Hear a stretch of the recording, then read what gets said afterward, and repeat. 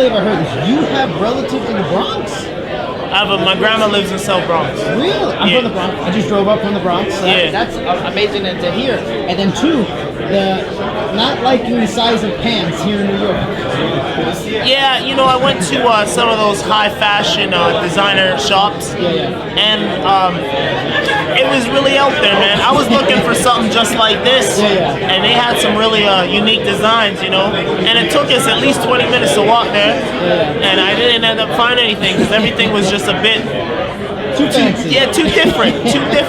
As a guy from the Bronx, I don't really cut my hat too much for that same reason. Yeah, it was definitely not my style. Now, no one, because of course I was going to ask, you know, coming from Canada and fighting in New York, MSG is a big deal, but is it even a bigger deal because you have a connection to New York City? You have family here. Is it a chance to showcase yourself finally close to other relatives and friends? Oh, definitely. Well, first of all, it's my first time fighting in America for UFC. So I want to get those American fans, and I want to leave a good first impression. And second, it's my first time meeting my half-brother. My half-brother lives out here, and I brought him to the fight. So, you know, I definitely want him to see me get a KO and see what I do, man. Where's your half-brother live? I just know he lives uptown New York. I'm not too sure exactly. So he might be the Bronx too? Yeah. Wow, so did you have, like, your family, your father, your mother, did they used to, at one time, live in New York and then move to Canada? No. My grandma moved straight from Jamaica to South Bronx for work, get a nursing job, you know what I mean? Does, you know, what is your thoughts on Arce compared to the other opponents you have fought? Is he a higher level? Is he not? Is he more? He's higher level than the last guy I fought. He's a smart fighter, decent boxing.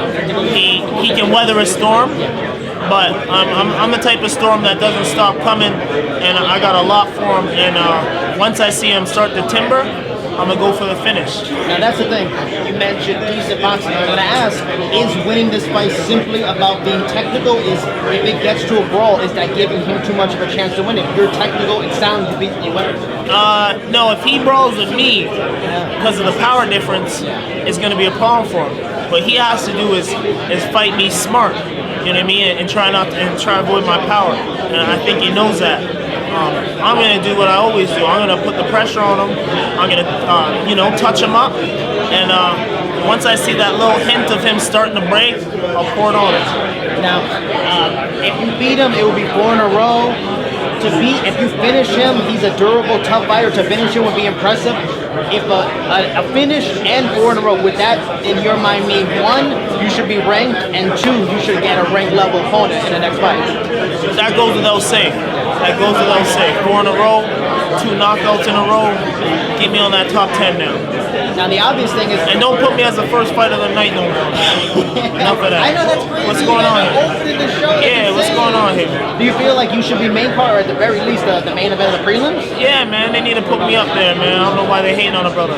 Do you think it's something weird? Because even Caitlin Chukagian versus Jennifer Myers on the early prelims. Why do you think that is? I don't know. I know it's a big card. They got a lot of big names, but just don't put me as the first fight. That's all I'm saying. Now, you're coming in here. Now, it's not even just, you're Canadian versus American. You're coming in here against a New Yorker. Yeah, now that you're telling me you do have connection here in New York, do you think you're going to be, or will you enjoy the role of being like the villain, the bad guy to the New York guy? Yeah, man. In Canada, you're the hero every time you fight.